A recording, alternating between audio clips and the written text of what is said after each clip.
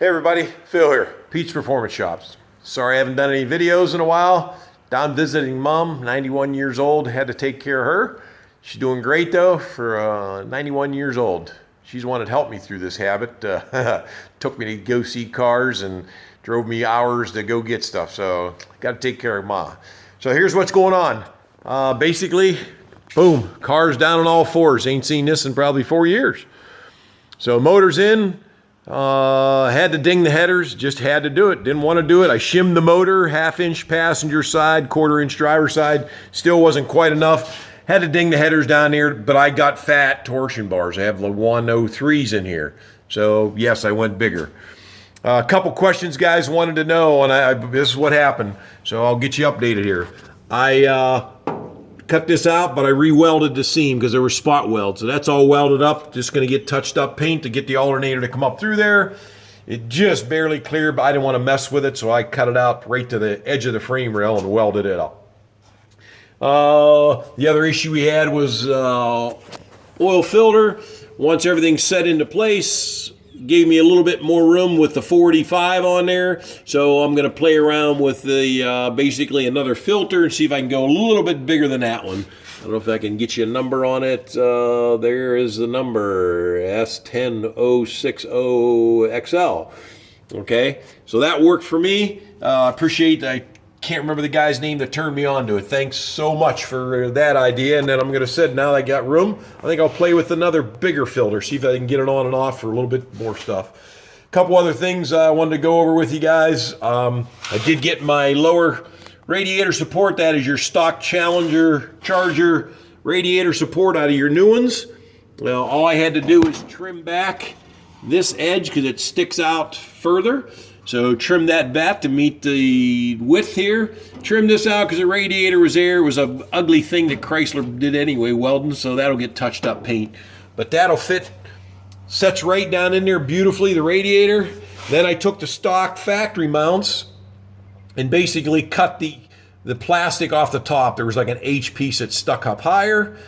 And I had some stainless laying around, so basically I bent that. My buddy had some plastic or some metal bond stuff that you bond your quarters, plastic, the glue. Glued that in there. It's nice, bent them to fit. It bolts right there, so now you'll look down at the top of the, basically hold the radiator in its factory place, which to me it didn't look too awful bad as far as something you would open the hood and look down. At least it's a piece of stainless and nothing too awful ugly. Somebody asked about your single diaphragm. There's what's going on with that. That's in place. Not sure if I'm going to use it or not because I can't find anybody to rebuild it.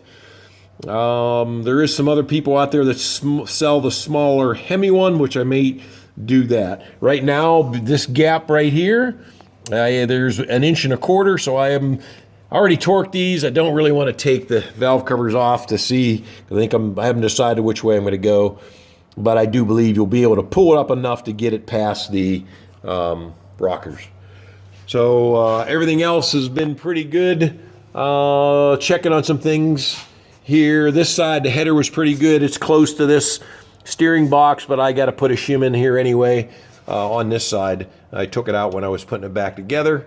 Still waiting for a power steering pump, backlogged again. I know I see some and not, and I'll take any input I can. I do want to use the stock battery tray versus going clear to the back with cables and all that, and I'll just have to come up with a small little air cleaner here somewhere. So if you guys got some things, by all means, shoot me PMs. Let me know in your replies. Anything else you guys wanted to know? Help me out here. Holly, the engine kit, back ordered. So looking at months out, I'm looking at either Mega Squirt, Mopar. I just hear different things as far as the quirks of tuning, stuff like that. So let me know. My key thing is they keep talking about if you're using some of these harnesses, got to cut a 2-inch hole in there to take the ECM to the inside because they don't like to be outside.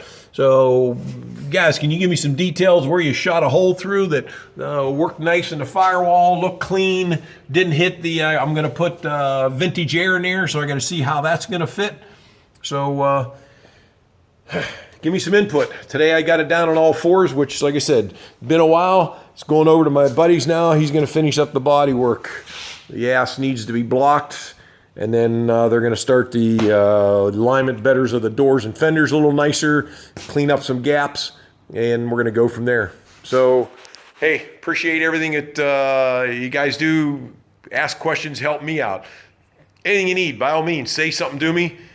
Hit me up. I'll try to give you everything that I'm doing. And away we go. Have a good one.